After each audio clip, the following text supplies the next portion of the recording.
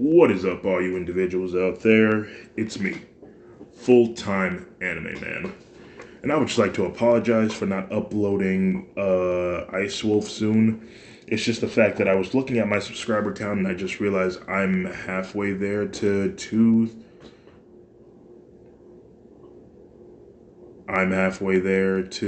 3,000 subscribers.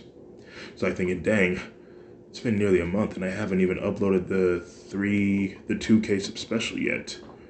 I should really get on that. And so, I did. And I made this. So, this What If was suggested by Eliana Mitziani. Sorry if I said your name wrong, but the name is displayed on the screen. Thank you for the suggestion again. I promise everyone that I will get Ice Wolf out next, sometime after uploading this one. And with that out of the way, this is What If Deku Obtained the Blacklight Virus. Enjoy. These will be Izuku's powers in the story. Hammer Fist. The Hammer Fist will be Izuku's anti-vehicle ability by shape-shifting a large amounts of biomass into his fists. A quick FYI, biomass is biological material that makes up a living organism. The biological material is used by the prototype to use their superhuman abilities and to regenerate themselves, basically. The next ability is Muscle Mass. While active, it can boost Izuku's strength to an immense proportions, increasing the damage by melee attacks and throwing objects. Blade.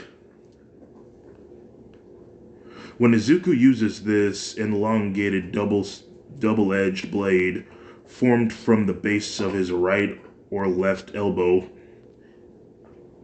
turns his arm into a giant razor-sharp cutting weapon. Claws. When active, the biomass of the arm shifts the hand into 4 fingers, 1 thumb knife-like talons that can be used to shred flesh and bones, allowing dismemberment on a human or mutant. Whip Fist. Whip Fist is one of many abilities. It consists of an extendable and elongated barbed appendage with a spear-like blade at the end of it, given its unique status as a long-range attack. The Whip Fist is usually the weapon of choice when opposed by recurring distance or enemies. Consume. Now I'm going to change it up a bit so that Izuku doesn't actually have to eat people. He just has to eat their... I'll tell you right now. If Izuku tastes someone's blood, he could copy their appearance and genetic memory of that person of blood he consumed, just to make it less horrific there. Armor. This armor is like a secondary defense of power of Izuku. While in this form, he takes less damage, but added less density, resulting in loss of movement, speed, or overall abilities. His human senses will be increased greatly, such as his strength, speed, and agility, increased endurance and durability, and a healing factor. Now, I am going to change up some stuff so that he isn't so overpowering in the story. For example, he will have a healing factor, but it's not going to be as great as in the game. Let's say, for example, if he breaks a bone, it's going to take 24 hours until it's completely healed. Oh yes, and I almost forgot to mention, he'll be able to glide in this story. Now, I tried to do my research to see how Alex Mercer was able to glide, but it never told us how. But with that out of the way, once again, this is What If Deku Obtained the Blacklight Virus. I hope everyone enjoys. In this story, Hasashi Midoriya will be a bioengineer scientist. Here's how the story will go. For a long time, even before Izuku was born, Hasashi was a sort of workaholic, never really making the time to spend with his wife and child. One night, Hasashi came back home on high alert. Inko tried to welcome her husband at the door, but he quickly rushed past her, making his way to his work quarters. Inko thought that it had something to do with work and that she didn't want to bother him. While looking around his work studies, a 3.5-year-old Izuku came into his room while his father was practically tearing the room apart looking for something. At one point, he teared apart the drywall and pulled out a small silver suitcase. Oh, thank goodness. No one must get a hold of this. Looking over, he sees his frightened child. He puts the suitcase down and walks towards him, saying, "I'm sorry, son. Here, come here. It's okay. It's okay."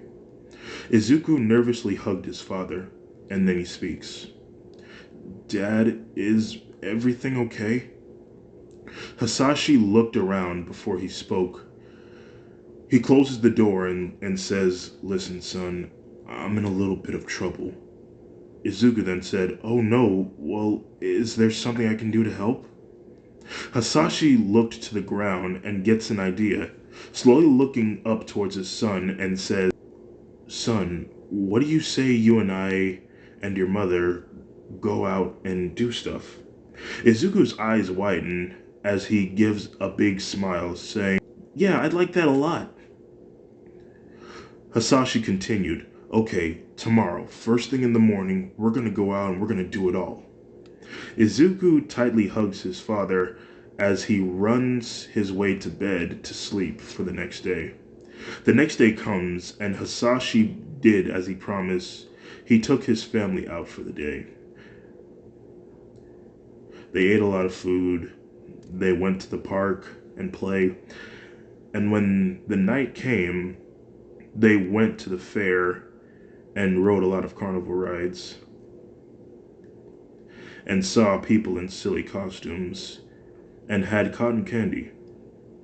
Izuku at this point was the happiest boy in the world, and he wanted this day to last forever. The time came to an end. Hasashi carried his sleeping son to his bedroom to put him down. All the lights were off, and Hasashi looked down to his son with the light of the full moon shining over his face.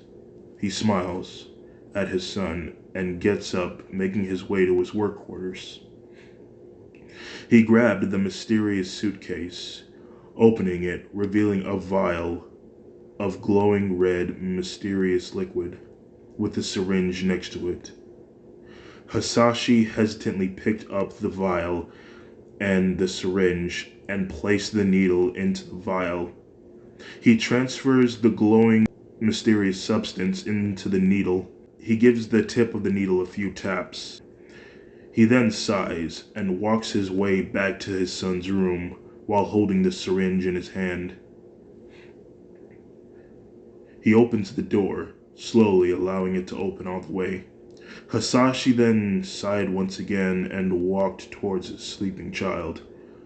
Getting down on one knee, he gives Izuku a small shake on his shoulder and says, "Izuku, I need you to wake up for a second." Izuku then opens his eyes, having trouble keeping them open, still feeling extremely tired. He sits up, trying to keep his eyes open, but is having trouble. Izuku speaks, with a tired tone in his voice. "Yeah, Dad?"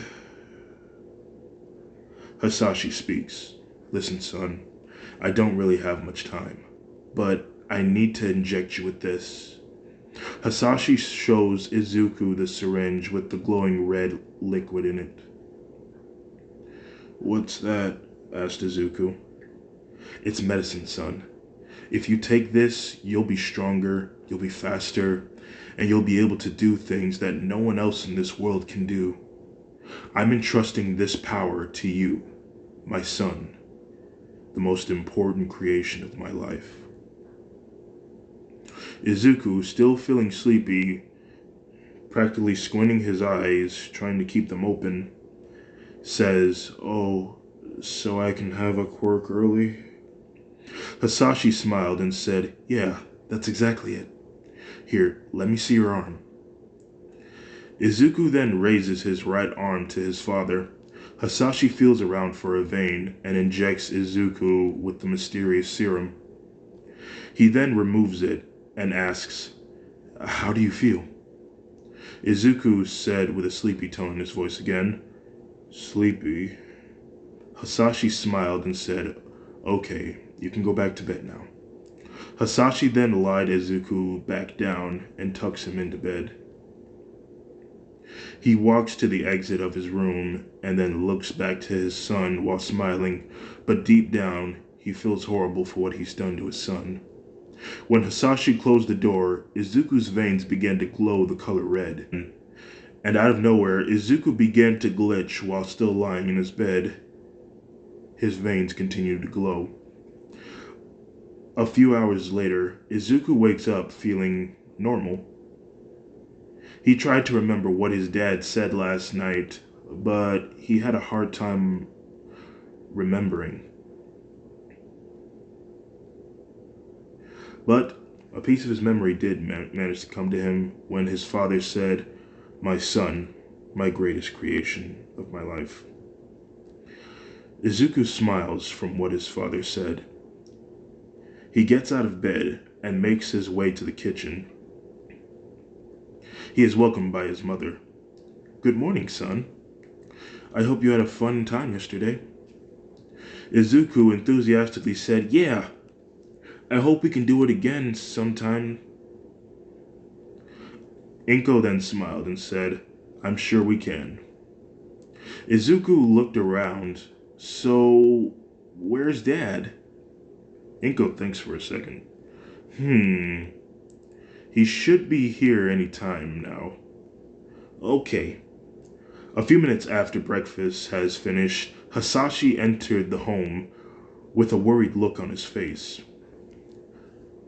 Inko and Izuku walk up towards him. She speaks. "What's wrong, honey?" Hasashi then looked to his family and says, "I have to leave." Inko is very confused and speaks. "Wait, what do you mean?"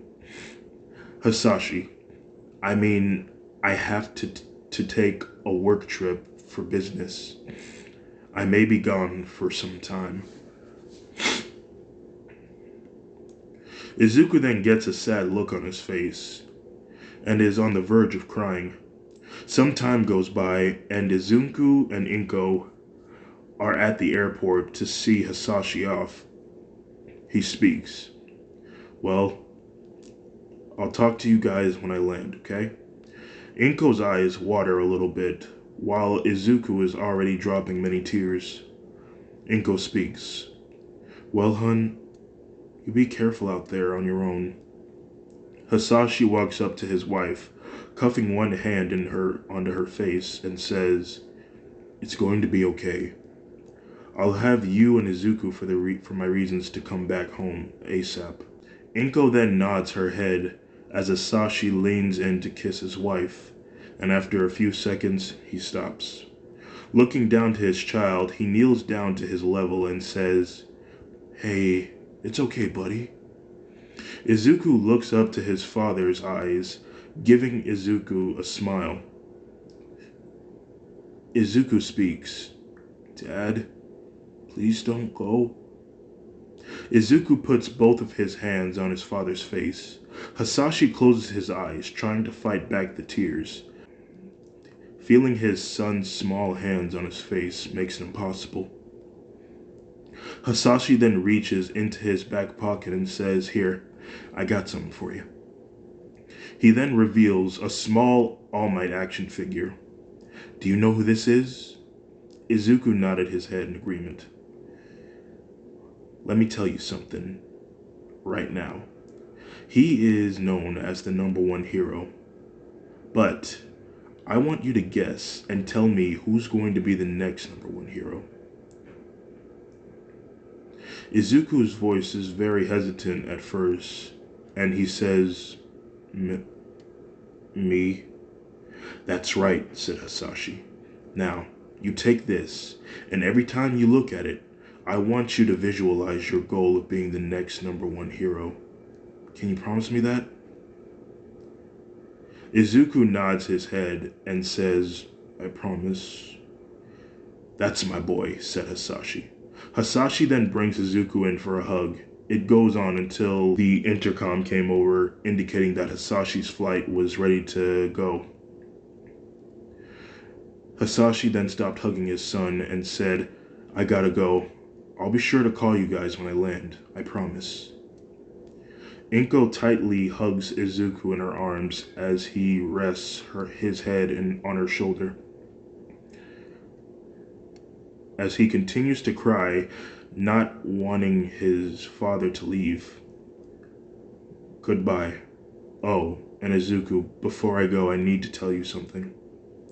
Hasashi walks up to his wife while still holding Izuku in her arms, and he whispers something into his ear. Inko didn't hear what it was, and neither will you, until another part in the story. Izuku's eyes widen from what his father said.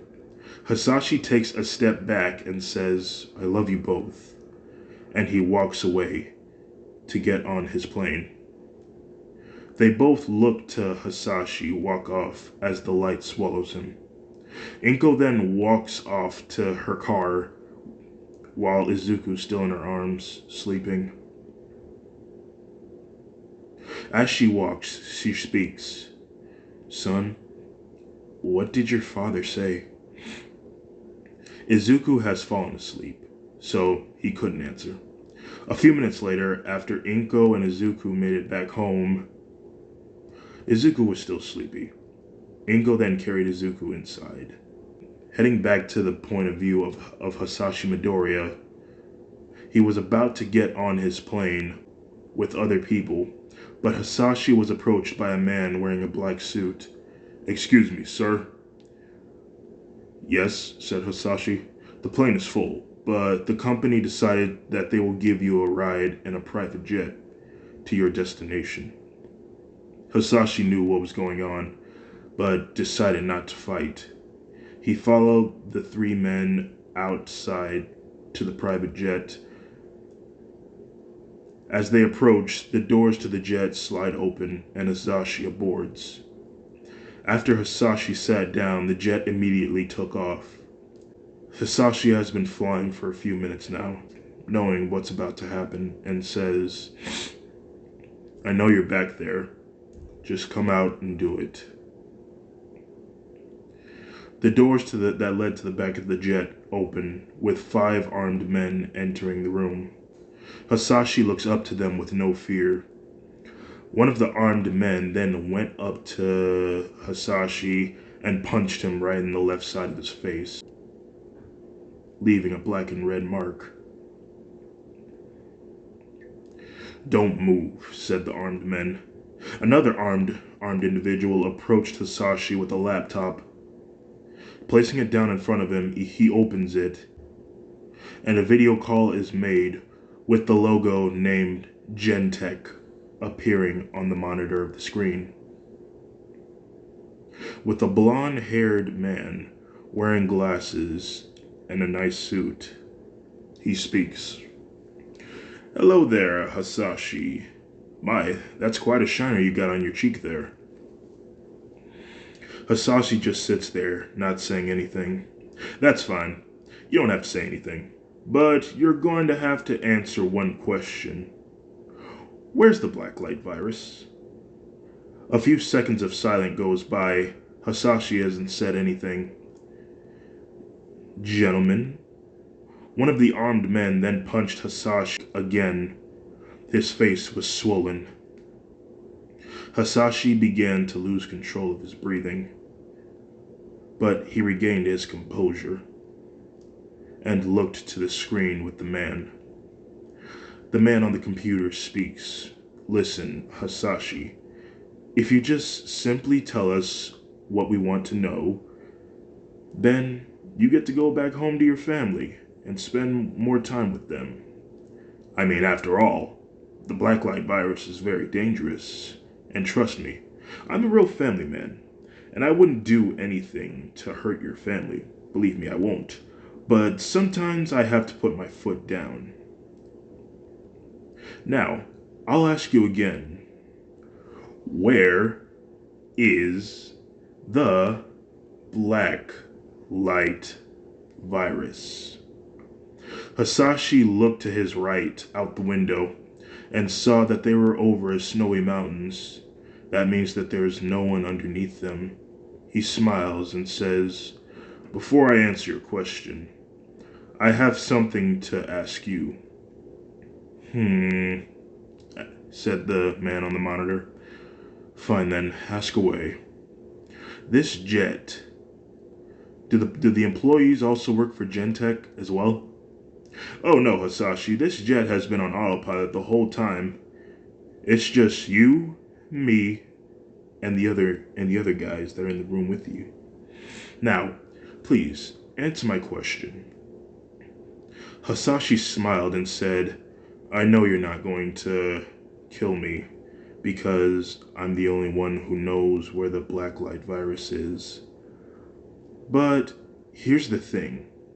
I've changed it, so it's not really a virus anymore." The man on the screen then said, "Oh, and what have you done to change it exactly?" "Oh, just a few things here or there." The man on the computer smiles and says, "Well, you're right. I won't kill you. But I'm sure you wouldn't want anything to happen to your family now, would you?" Hasashi then said, "I don't think you will, because that would pretty much ruin your name. I mean, hurting innocent people that had nothing to do with this. I love my family more than anything, and I know you won't bring them into this." The man on the screen's face then changed from smiley and cheerful to a blank and angry expression. He speaks. "You're right. I wouldn't do that. So then that means your life is on the line. Now, tell me where the blacklight virus is, otherwise my men here are going to beat you to a pulp until you do. We wouldn't want a father to come back home with bruises and bullet wounds, now wouldn't we?" Hasashi then smiles and says, "Actually, I have the blacklight virus on me right here." He pulls out a vial with a red liquid, showing it to the man on the computer. He continues, "But as long as I'm alive, my family will never be safe. It was nice talking to you, Dr. Ryamal McMullen, but I got a flight to crash. Bye-bye." "Wait, Hasashi!" The call ended with Hasashi slamming the laptop close. Hasashi then looked up to the five armed men and said, "All right, gentlemen, let's dance." Thinking quickly, Hasashi then breathed fire on the men. They were all screaming in pain and agony as their bodies were covered with fire. Hasashi then quickly rushed his way to the cockpit. He looks around, making sure no one was on board. He sighed of relief. Looking over to the control panel of the jet, he turned off the autopilot. One of the men then began to bang at the door, trying to get to Hasashi. He then used his firearm to blow off the handle, opening the door. Hasashi turned around and said, "Sorry, but our flight's come to an end."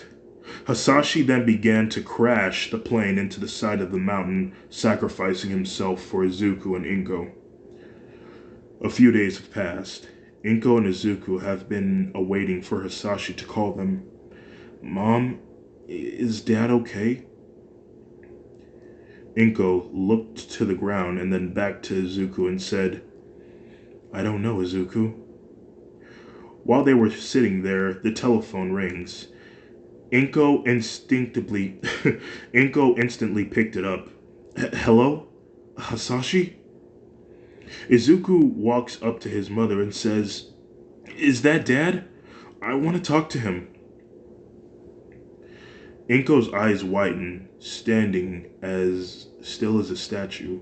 Her eyes widen, and she shivers as if the temperature in the room had gotten colder.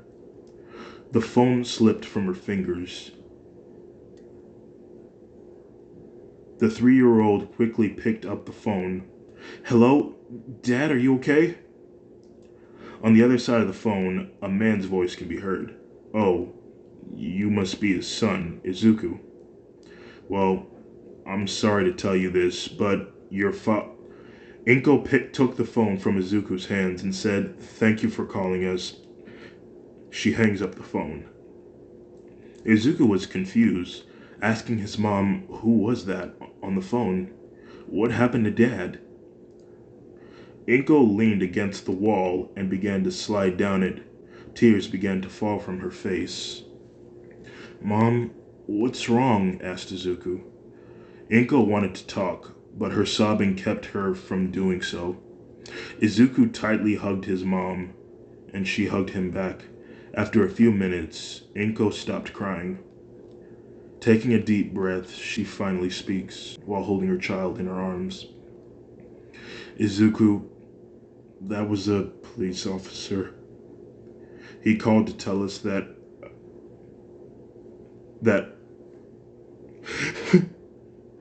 a moment of hesitation happens, but she continues.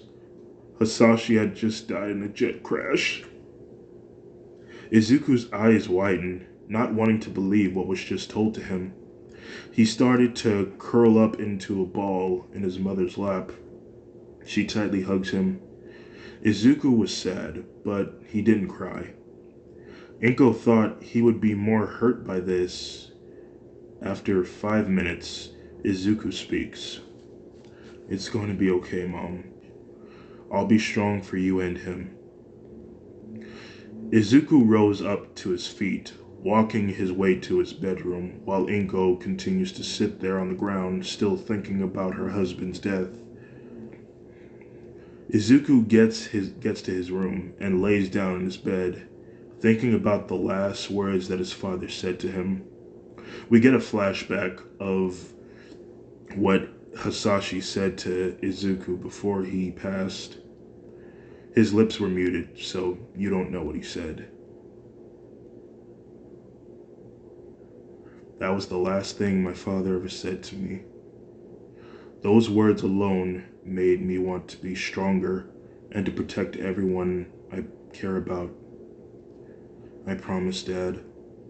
I'll protect Mom. I'll be the next #1 hero. The sun was shining through Izuku's window curtains. Izuku fell asleep. In his dream, he's in a dark place. He looks around and sees a tall, dark silhouette of a man around 5'9", a few feet away from him. The only thing that helps him stand out is the red aura that resembles flames surrounding his body. Izuku approaches him and says, Who are you? The figure then turned its head, right where his eyes were supposed to be, silhouettes of the shape of eyes looking to Izuku. The figure then speaks in a voice that makes it sound like there was more than I'm one your person alter behind ego. it. I am your alter ego. Izuku speaks.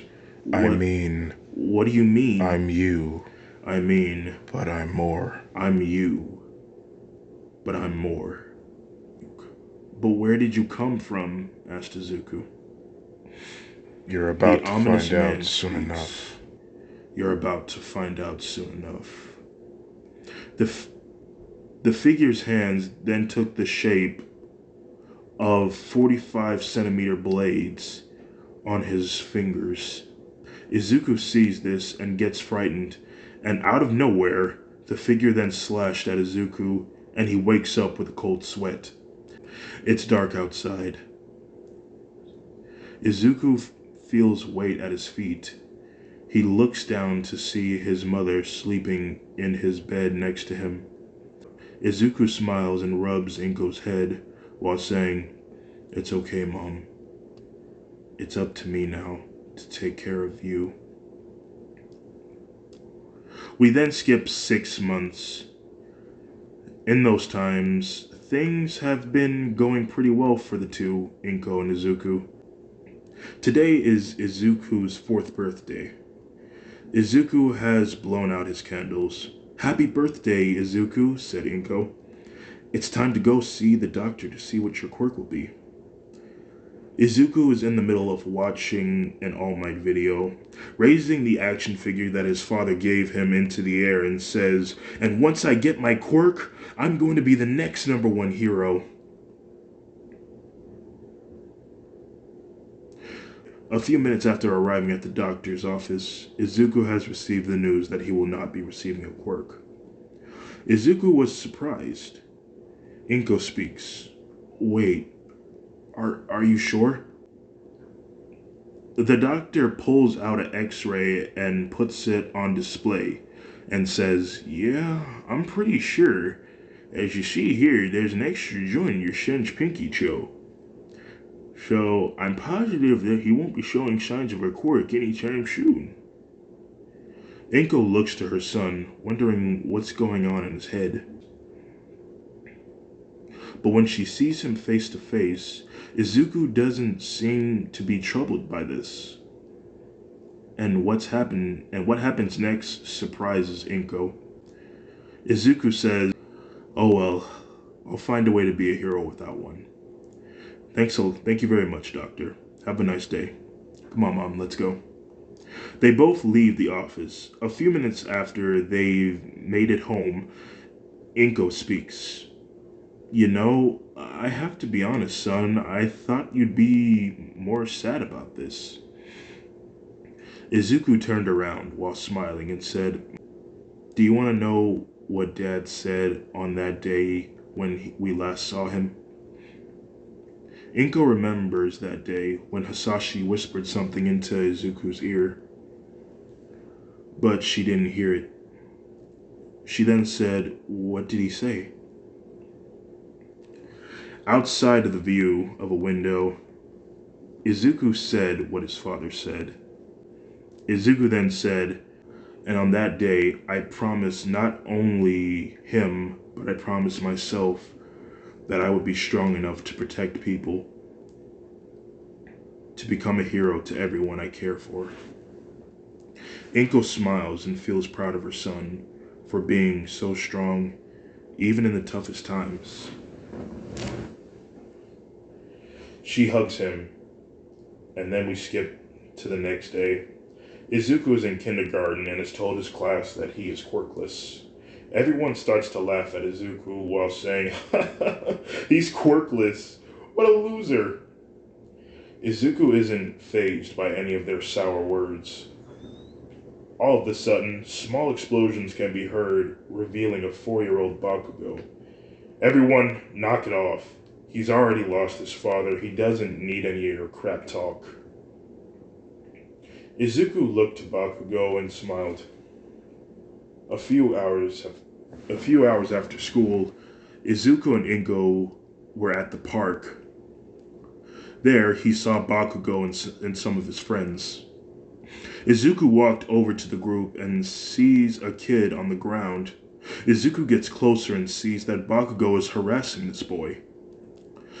Izuku walks faster over towards the boy, and Bakugo is about to pop a small explosion when Izuku intervenes, getting in between the two, saying, "Hey, stop that, Kachan! Why are you hurting him?"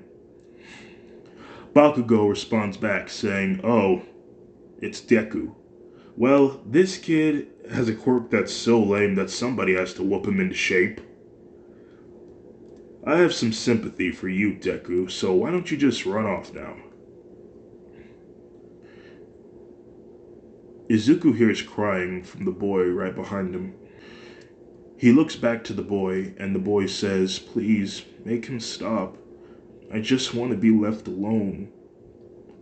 Izuku sees tears running down the boy's face. Izuku feels bad for this boy. He can't just leave him like this. Izuku closes his eyes, takes a deep breath, and looks to Bakugo and says, "You're making him cry, Kachan. If you keep doing this, I'll stop you myself." Bakugo smirks and says, while his arms are crossed, "What's a quirkless dude like you gonna do?" Izuku stands there with his fist up and says, "I can fight to the very end and protect the ones who cannot protect themselves. So, you're more than welcome to do your worst." Bakugo was taken off by Izuku's words. He was surprised about how wise he was. He then gave out a small laugh, saying, "Okay, but let's see how well you can do by taking a hit." Bakugo starts charging at Izuku with his fist raised in the air, about to punch him. Izuku closes his eyes, and when Bakugo punches him in the face, he heard a loud scream of pain from Bakugo. He opens his eyes to see Bakugo holding his right hand with his left hand. Izuku was confused, saying, "Wait, when did you hit me? I didn't feel a thing." Bakugo then looked back up to Izuku and says, "So, you're pretty tough if you can take a punch like that and not be bothered by it. Well then, how about this?" Bakugo then charged at Izuku with an explosion in one hand. Izuku crossed both of his arms to his face and heard a loud bang. Bakugo and his friends backed up slowly, bewildered from what they were looking at. And so was the boy that Izuku was defending. Izuku slowly opened his eyes to see everyone's face of confusion, asking, "What's wrong? Why is everybody looking at me like that?" Bakugo speaks, Your arms." Izuku retorts, "My arms? What about them?" Izuku looks down Izuku looks down to his arms to see that they've changed. They were black, and they were hard like a rock. They were really hulking huge. It was like Izuku was lifting weights at such a young age. Bakugo speaks, "Dude, is that your quirk?" Izuku was speechless, unsure of what to say. The only words that escaped his lips were, "Dad." Izuku finally remembered that night when his father injected him with the Blacklight virus. Izuku looked to Bakugo and then looked to the boy he was protecting and says, "I gotta go." Bakugo tried to stop Izuku, saying, "Wait, I want to see more of that." Izuku goes back to his mom and shows her his arms. Inko was extremely surprised by this and said, "Oh my goodness, Izuku, what happened to your arms? Why are they so big? And why are they black?" Izuku responds back saying, "I don't know." Inko responds saying, Are you hurt? Are you in pain or anything?" "No, but they are very heavy," said Izuku. Inko picks up Izuku and then carries him to the car to take him to the hospital. While halfway there, Izuku was thinking, and after a few minutes of thinking, he speaks. "Mom, stop. We can't take this to the hospital." While at a stoplight, Inko looks to Izuku and asks, "Why?" Izuku hesitates to speak, but he eventually does, saying, "Look, Dad did this to me." "Your father did this to you?" "Well, kinda, but I don't exactly know what these are exactly. But it's something that Dad gave me, and I think it's supposed to be a secret. And if the doctors look into me and they see that I'm supposed to be quirkless, they might do experiments on me. And it might go nationwide, and they might use me as a weapon. And I can't have that happen, and I know you don't want that either. So we can't take this to the hospital or a doctor or anyone. Cars are honking from behind Inko's car. She pulls over to park and says, "Then what are we going to do about this?" Izuku thinks for a moment and says, "I don't know.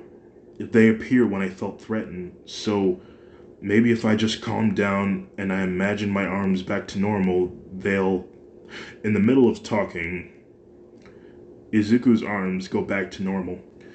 He takes a sigh of relief, and so does Inko. She speaks. "So, we can't take this to a hospital. Then what should we do?" Izuku thinks for a moment and says, "I'm gonna have to learn how to control this power and make it my own. See what I can do with it. This is Dad's gift to me, Mom, and I can't squander it." Inko sits there, unsure of what to do or what to say. Instead, she puts a hand on her son's head and rubs him, while saying, "You're gonna have to explain to me exactly what happened that night." "I will, Mom. I'll tell you everything," said Izuku. We then skipped 10 years into the future. Bakugo and Izuku have grown up to be good friends, and have even helped each other on training about their powers. One day during class, Izuku and Bakugo were sitting down while the teacher talks. "Now, I need you all to fill out a sheet of paper of what you want to do after school." But he grabbed the paper and threw it up into the air while saying, "Never mind, I know you all want to be heroes." Everyone erupted with excitement, using their quirks. The teacher goes over the notes, saying, "Well, it looks like here Izuku Midoriya and Katsuki Bakugo are the ones trying out for UA." Everyone looks to the two boys. One student says, "Oh, those two? I heard that their quirks were really powerful. I heard that Izuku had multiple quirks, like 5 or maybe even 6. A few hours after class has ended, Bakugo approaches Izuku saying, "Hey, Izuku, I'm in the mood for some training. You want to head out?" Izuku, while packing his bag, says, "Sorry, Kachan, but my mom just asked me to pick up some groceries, so maybe next time." Bakugo says, "That's cool. Just let me know when you're down. We can meet later on." Izuku leaves the school, heading to the supermarket. He thought about changing his route and decided to go down a tunnel. When he entered, he heard rumbling noises, and out of nowhere, the lid that led to the sewers bursted from the ground, with the sludge monster emerging from it. Izuku looked in disgust. "What the hell is that thing?" said Izuku. The sludge speaks. "No time for questions. Let me use your body, kid." The sludge villain then grabbed Izuku with its squid-like tendrils. It gets closer and closer to Izuku, but then Izuku said something that threw the sludge villain off. "Should I get 1% or skim milk?" "What?" said the sludge villain. Izuku then said, "Oh, well, I'm on my way to the supermarket to pick up some groceries, and milk was on my list, so I was just thinking." "Seriously?" said the sludge villain. "I'm about to kill you, and you're thinking about milk right now?" "I have many things on my mind," said Izuku. "I'm thinking about my hero name, my hero suit, what weapon I'm going to use on you, the good stuff." "Wait, what do you mean by weapon?" asked the sludge villain. "Oh, wait," said Izuku. "I'll use muscle mass." Izuku's arms were covered in a black ooze substance that hardened. The sludge villain was confused. Izuku took his opportunity to break free from the sludge villain's grasp. Izuku ran in and punched the sludge villain all over the walls, rendering it unconscious. Izuku was about to walk away when all of a sudden, "I am here," can be heard coming from the sewers. All Might popped from the ground, saying, "Oh wait, it's already over." To see a small, to see a boy standing over the sludge villain, Izuku looks bewildered and he speaks. "Oh, hey All Might, it's good to finally meet you. My name's Izuku Midoriya, and I'm a big fan." All Might then retorted, saying, "That's wonderful to hear. Are you alright?" "I'm fine. I had to put him in his place, as you can see." All Might asks, "So, what's your quirk, young one?" "My quirk is shapeshifting. I can change any parts of my body into a weapon, and I can harden it. I also have a healing factor, but it takes a whole day for my healing factor to actually work." All Might is amazed, saying, "Wow, that's a lot of power. Let's hope you can handle the responsibility that comes with it. Now, would you kindly stand aside? I must bottle up this villain." Sure thing," said Izuku. "I'll just stand over there." A few minutes later, All Might has bottled up the sludge villain. He then turns to Izuku and says, "Thank you for helping me catch this bad guy. Now, if you don't mind, I must go. Duty calls." Izuku looks down and saw that his notebook was on the ground and said, "Wait, All Might, can I get an autograph?" All Might says, "There's no time. I must leave." Izuku uses his super speed to grab All Might's leg before he could jump, and they both fly through the air. All Might sees that Izuku is on his leg and lands on top of a roof building. All Might chastises Izuku for doing something so reckless and dangerous. Izuku pulls out a pen and says, "Can I have your autograph?" Just completely disregarding the words of All Might just for an autograph. All Might grabbed the pen and the notebook and signed it. All Might's body was covered by smoke, and a small man appearing from it. Izuku was taken off by this, saying, "Who are you? Where's All Might?" The man says, "Kid, keep it down. I am All Might. But call me Toshinori, by the way." Toshinori explained what had happened to him about one of the incidences with his enemies destroying his respiratory system. Hearing this makes Izuku feel bad for Toshinori, but his thinking was interrupted by an explosion a couple of blocks away. The two men looked in the direction of the sound, and Izuku spots the smoke, and he runs in the direction, all while still on the roof. "Wait, what are you doing?" said Toshinori. "I'm gonna go investigate," said Izuku. "But you're about to..."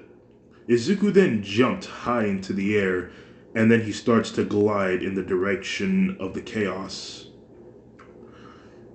This takes Toshinori off. Wait, he didn't say he could fly.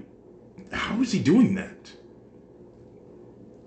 While overhead, Izuku sees the same sludge villain from before, but how did he escape? Wait, Izuku gets a flashback to when he grabbed All Might's leg. I must have knocked him out of his pocket. This is all my fault. I have to stop him.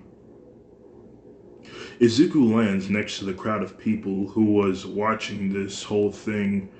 Making his way to the front, he closely inspects the situation. And the stranger told Izuku, "That thing's got a hostage." Izuku looked closer to see the sludge villain has Bakugo in his grasp. Izuku feels really bad about this because now Bakugo is in this situation. With determination filling his heart and hatred for the sludge villain filling him with rage, Izuku ran in to save Bakugo, ignoring the plead of the civilians and pro-heroes. "Come back," they said. The sludge villain sees an angry Izuku running towards him. He speaks. "Oh no, not this crazy kid again." Bakugo speaks. "Izuku, no, stay back." The sludge villain shakes rapidly with fear as Izuku, with his irises glowing the color red, And as he gets closer and closer, the sludge villain says, "Wait, I give up, I surrender." He says this, but Izuku continues to run towards him. He conjures 5 long blades on his right hand, while his left hand remained at normal. With his normal hand, he grabs Bakugo and throws him into the arms of Death Arms. As he slashes the sludge villain with his right hand over and over again, the sludge villain began to plead for him to stop, but he kept going until he slashed both of the sludge villain's eyes. He screams for someone to help him, but they all just watch. Izuku looked over and saw a can of gasoline. He ran over, opened it, and then threw it to the sludge villain as it left a path of where he threw it at, of gasoline. The sludge villain then said, "Wait, is that gas? Please, I beg of you." Izuku raises his blades into the air and is about to slash down to cause a spark to ignite the gas, but he felt a hand on his shoulder, someone grabbing him. He looked down to see Bakugo with a concerned look on his face. He speaks, "Izuku, it's okay, just stop." Izuku's eyes then turned back to normal. He looked at Bakugo and said, "Kachan? What happened?" Izuku looked over and sees a shocked crowd along with the blind sludge villain. Bakugo grabbed Izuku by his shoulders and they fled the scene. After a few minutes of running, the 2 boys stopped to catch their breath. After a while, they catch their breath and Bakugo speaks. "Izuku, what was that? I've never seen you so angry before." Izuku responds back saying, "It's a sort of dark side of my power. Whenever I get too angry, I tend to lose control. And I go a little overboard, and sometimes I forget what happens. I spent a long time trying to control myself when I lose my anger, when I lose control. But it's just never enough." "Well, you almost killed that guy," said Bakugo. "I know. He said he gave up. I know. I don't know what to do about it. I've tried many things, but unfortunately, they never work." Bakugo speaks. "Well, remind me to never piss you off. Come on, we gotta go home. We'll think about this tomorrow." "Okay," said Izuku. They were both about to start walking when All Might fully rushed, turning the corner, saying, "I am here!" Both the young men were surprised by this.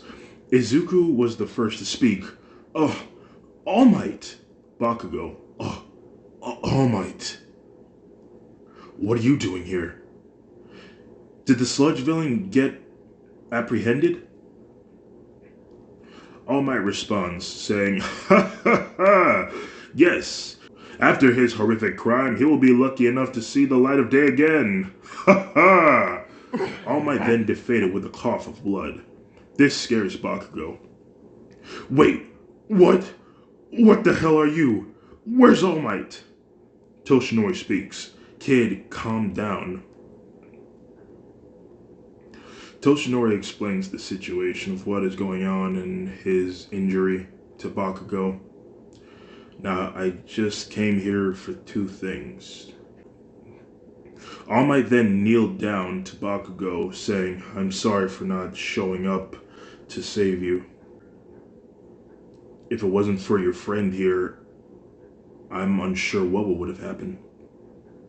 Bakugo was a bit flustered, but eventually understood Toshinori's situation and says, "No, it's fine. What was the other thing you wanted to do?" Toshinori gets up and turns to face Izuku. Izuku straightens up to listen to Toshinori speak. Young man, after seeing what you did back there, I can tell that you really want to be a hero. Although, it looks like you have a little self-control problems, I'm sure we can work around that. And what I mean by all that, I mean is you ran in to save your friend, and from what I saw, your body moved on its own. Izuku responds back saying, yeah, I guess you could just say it was an act of instinct, I guess. Toshinori smiles and says, what's your name? I'm Izuku Midoriya. Well, young Midoriya. Toshinori then extends his arms out to his side as the light of the sun shines upon his back. I would like to bestow my quirk upon you, all for one. Will you accept it? No, thank you, said Izuku. Toshinori then coughed with blood, while Bakugo's face was shown with signs of disbelief. Toshinori speaks. Okay, that was fast. Why not? Bakugo gets in the conversation saying, yeah, what the hell, Izuku? This is All Might we're talking about. Izuku speaks. Well, it's a nice offer, All Might, but I already have enough power as it is. I don't need any more. But Izuku looks to Bakugo and says, why don't you give it to Bakugo here? He has just as much determination to become a hero as me. Both Bakugo and Toshinori stare at each other. He then looked back to Izuku and said, are you sure? Izuku nodded his head. Yes. Very well then. Young Bakugo, will you take my quirk? Bakugo looks to Izuku, who is still smiling and nodding his head.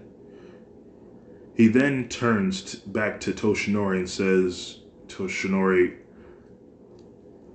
I accept your offer. Toshinori then buffed up into All Might and said, wonderful! Now, starting tomorrow at 10 a.m., we will start your training, and if you want to, you can invite young Midoriya here to join us. Izuku, filled with enthusiasm, says, yeah, I'll be there. Good, said All Might. I'll see you two boys later. Goodbye for now.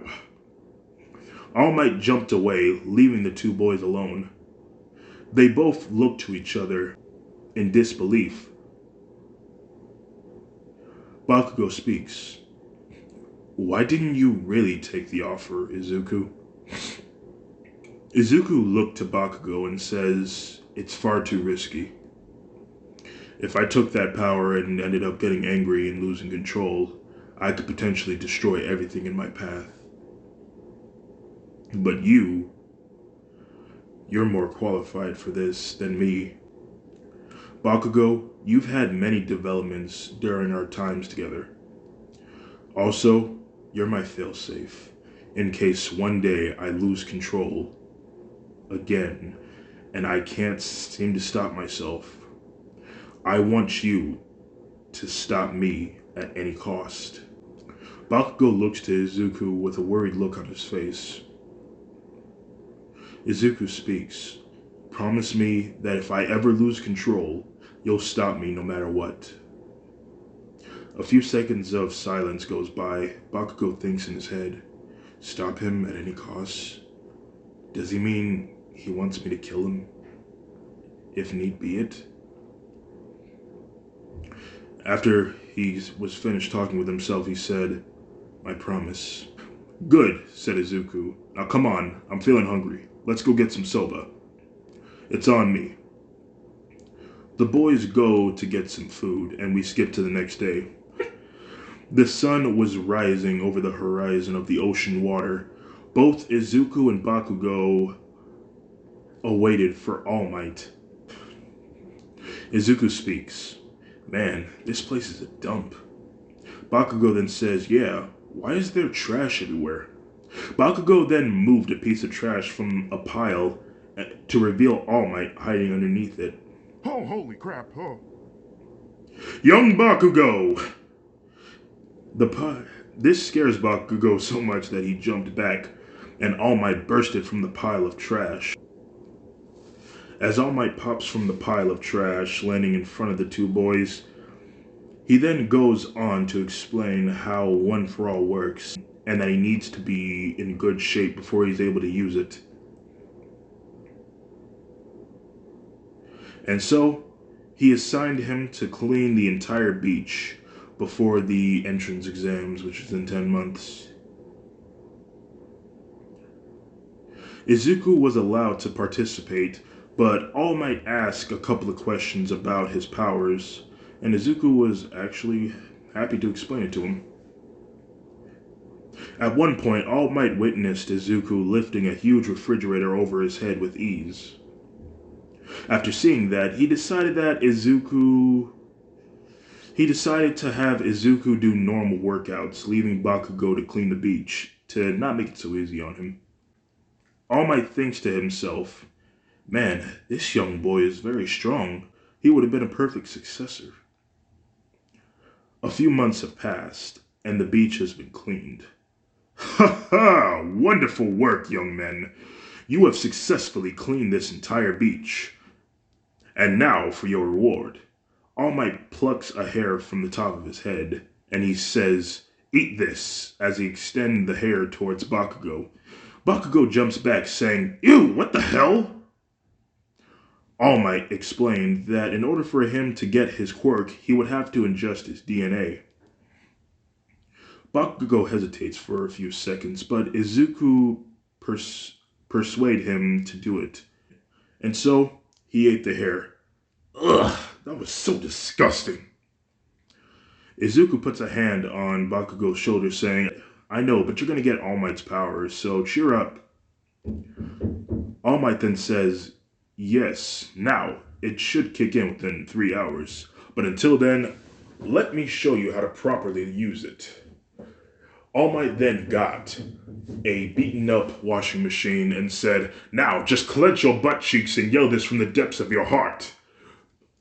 All Might winded his right arm back with a fist and said, smash! He punched it, like far, far away from them. Both of the boys were very impressed by the power. Now, you boys should be heading to UA for the entrance exams. You have a few hours to spare, so be sure to use them wisely. And remember, be sure to do your best. I'll be watching. Both Izuku and Bakugo say yes, but then Bakugo gagged again from eating the hair. A few hours have passed, and the two boys were at the UA High premises. Izuku speaks. Hey, Kachan, do you feel anything different? Bakugo looks down to his hands while saying no, but my explosions have gotten a boost. That must be a thing for One for All. Izuku pats him on his back and says, well, now's your chance to show everyone what you got. Let's go. They both walk in. We move on to the orientation. President Mike is explaining on how to rack up points by destroying robots. Each student was given a card indicating what city they will be placed in. Izuku will be placed in City A, while Bakugo will be placed in City B. Izuku speaks. Well, I suppose they're doing this so that students from the same school can't help rack up points. Bakugo says, yeah, it looks that way. A boy with blue hair stands up and yells out to the two boys, you two, keep it down over there. People are trying to listen. Bakugo was about to say something, but Izuku stood up, saying, we were talking very quietly. It's you who's distracting everyone, so be quiet yourself.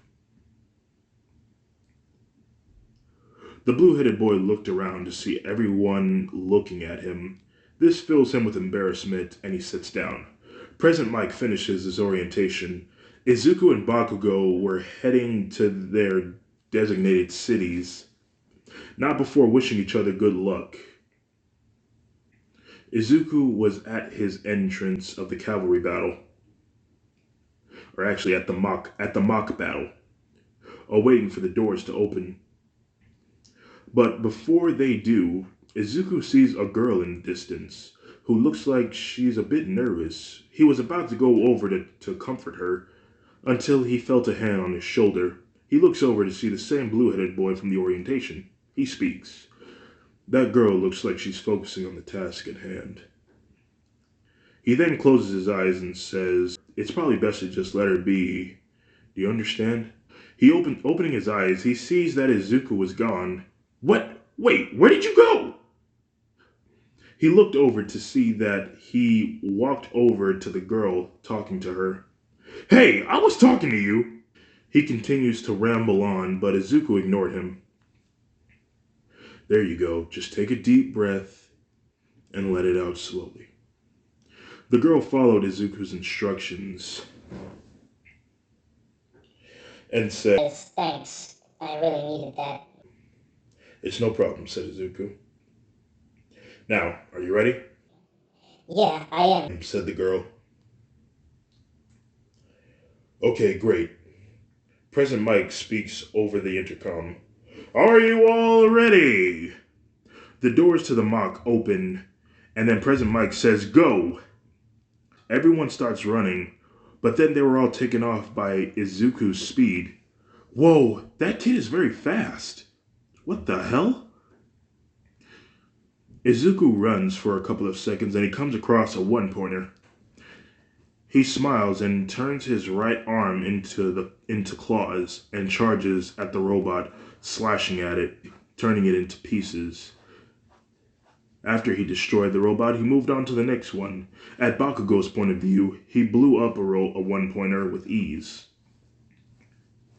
Back to Izuku's point of view, he comes across a two-pointer and he thinks to himself as the robot charges at him, should I use my... what should I use on you? I could use the claws again, but that would be boring. Or maybe... Izuku's right arm was covered by the black ooze once again, changing it into a blade that he calls Whip Fist.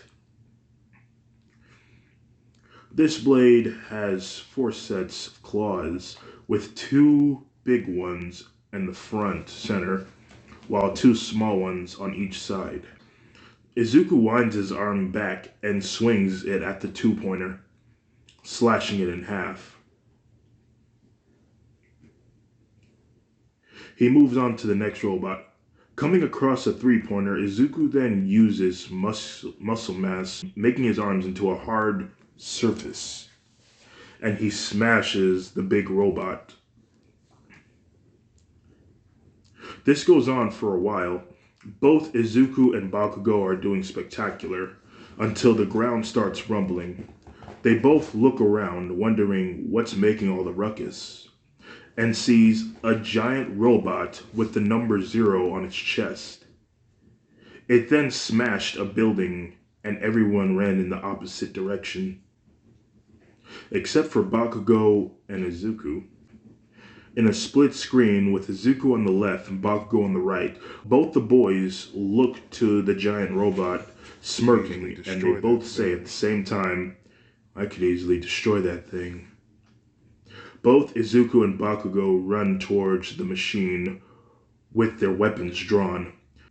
Izuku with his blade, bigger than his entire body, and Bakugo with explosions. They both were about to attack, but they both heard screams of help.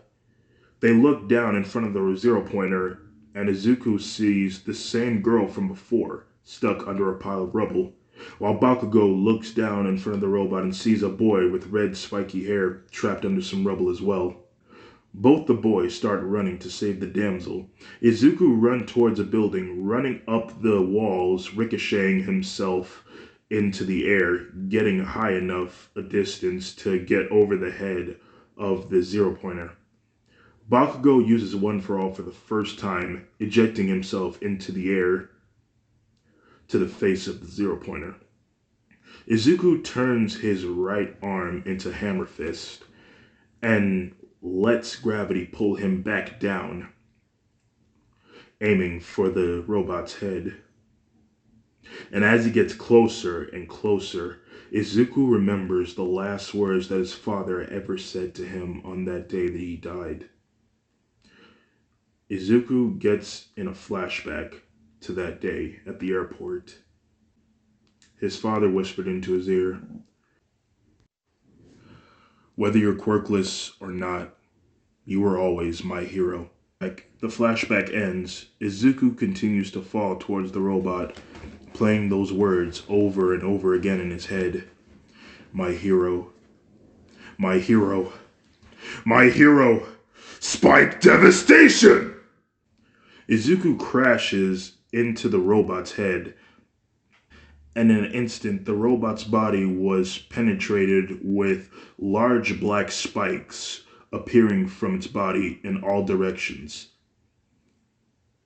It sparked and glitched out, and in a few seconds, the robot was stopped.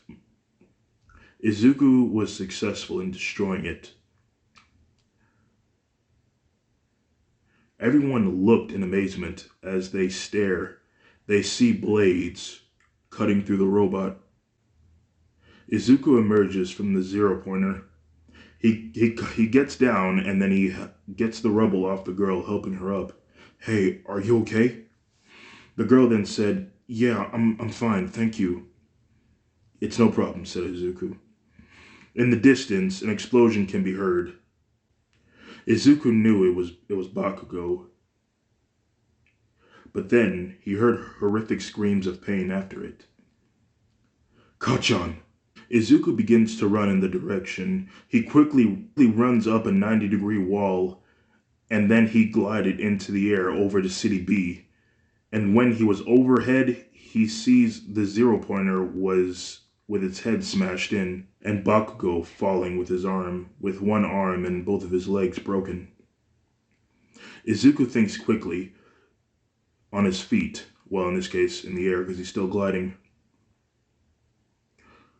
While gliding, he uses Whip Fist on his right hand to pull Bakugo in while he was in mid-air. But in doing so, he loses altitude, and they both start spinning out of control.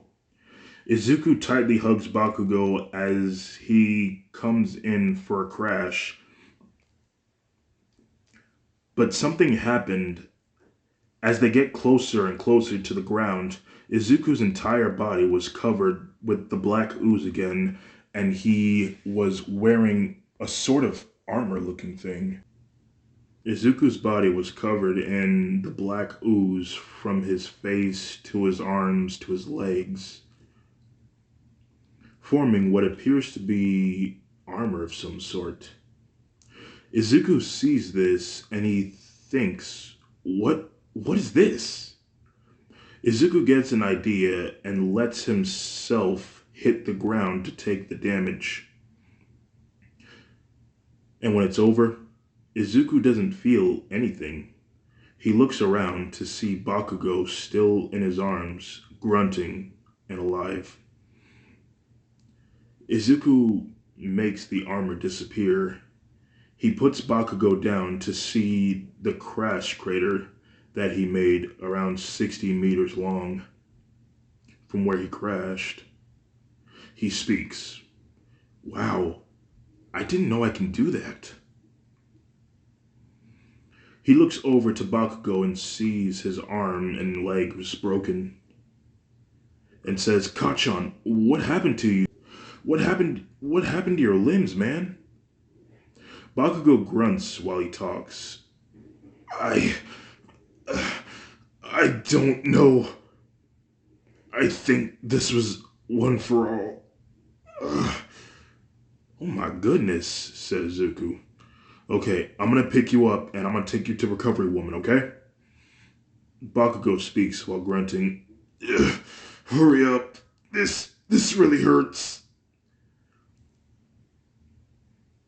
Before Izuku picked him up, President Mike speaks over the intercom. "Time's up! If you didn't rack up any points, good luck next time, everybody." Izuku disregards what was just said over the intercom and picks up Bakugo, taking him to Recovery Woman. She kisses Bakugo better and was told to be more careful next time, okay? Bakugo responds back saying, hey, wait, what about that other guy with the red spiky hair? Recovery Woman then responded back saying, oh, he's okay. He had some sort of hardening quirk, so luckily for him, he had a little bit of protection on him. Both of the boys then leave the building. As they are walking home, Bakugo starts the conversation saying, hey, Izuku, thanks for saving me back there. Izuku then says it's no problem. Izuku then asks Bakugo, are you sure that was One For All that broke your limbs? Bakugo looks down to his arms and his legs, remembering what he felt when it first activated.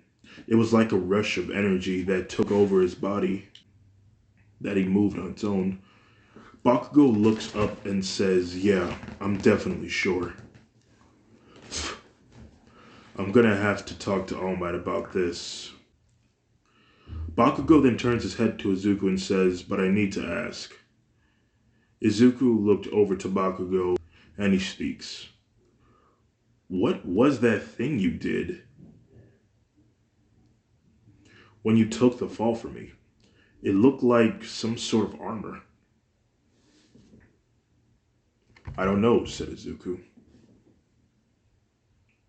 I guess I have more power than I thought. Izuku was a bit worried because now he knows that he has a sort of defense ability. That means that the other him could potentially use it. 2 weeks have passed. Izuku was still waiting for his acceptance letter to come in, but nothing happened. While in his room, Izuku heard knocking at his door. He opened it to see his mother with excitement in her voice, saying, Izuku, here, your acceptance letter, it's here. Izuku takes the letter and then he takes it to the living room. He was about to open it, but then he was interrupted by a knock at the door. Inko opened the door to reveal Bakugo with his acceptance letter as well. Inko welcomes him indoors. Bakugo has a smile on his face. Hey, Izuku, I got my letter. Did you get yours? Yeah, but I haven't opened it yet. Oh, neither have I. Well, go ahead, open yours. Let's see what you got. Izuku looks over to Bakugo and says, no, you first. You're the one who's got One For All. No, I want to see what you got first. This goes on for a minute, and then the two boys begin to wrestle for a while. Bakugo has Izuku in a chokehold. Izuku standing up with Bakugo on his back. Inko gets tired of this and opens both of the letters, revealing two holographic projectors. She lays them down, and they both play simultaneously at the same time, with All Might on them saying, now just a quick FYI, this may get a little bit confusing, but just remember, the projectors are playing at the same time. I am here on a projection screen. Ha ha ha ha. Both the boys were taken off by this, saying, All Might? Izuku, with Bakugo still on his back, talks over the projector. All Might continues, congratulations, young Midoriya, young Bakugo. You have done a tremendous job. Your score was a whopping 80 villain points. Both the boys were excited. Izuku jumped for joy and says, hey, Kachan, can you get off my back now? Oh, yeah, sorry, said Bakugo. Both of the boys were about to turn off their projectors when All Might interrupted, saying, wait, there's more. When you ran in to save that girl, when you ran in to save that boy, you've earned rescue points. Young Midoriya, you've saved your friend. That earns you extra points. 120 rescue points, exactly. Bakugo, you rescued that girl and have earned 60, making your score a whopping 202 points. Congratulations. Let me be the first to welcome you to UA, where I will be teaching. Good day. Both Bakugo and Izuku were smiling. Inko brought both them in for a hug, saying, I'm so proud of you two. After a while of celebrating, Bakugo heads back home, saying, See you around school, Izuku. I'll see you later, Kachan. They both shake hands, and Izuku closes the door. Izuku walks to the kitchen, thinking about his future, saying to himself, I'm gonna be a hero, Dad, just like I promised. While in the middle of thinking, the phone rings. Izuku picks it up, saying, Hello? It's silent for a few seconds, and someone on the other side says, Hello, Izuku. Something about this voice sounded familiar to Izuku. He speaks. Who is this? The voice on the other line said, I've been gone for some time, but it's me, son. Hasashi Midoriya. Izuku's eyes widen as he can't believe what he just heard. Dad?